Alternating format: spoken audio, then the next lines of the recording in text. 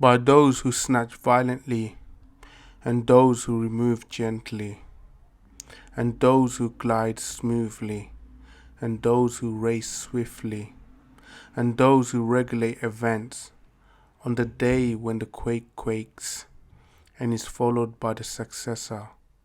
Hearts on that day will be pounding, their sides downcast.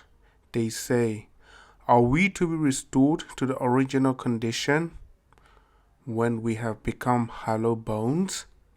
They say, this is a losing proposition, but it will be only a single nudge, and they will be awake. Has the story of Moses reached you?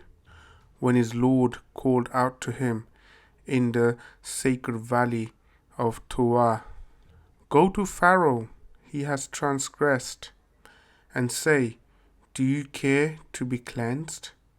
And I will guide you to your Lord, and you will turn reverent.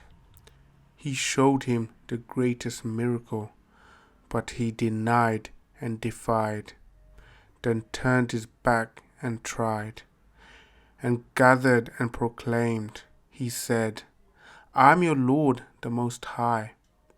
So Allah seized him with an exemplary punishment in the last and in the first. In this is a lesson for whoever fears.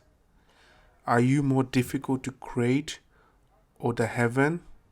He constructed it. He raised his masses and proportioned it, and he dimmed its night and brought out its daylight.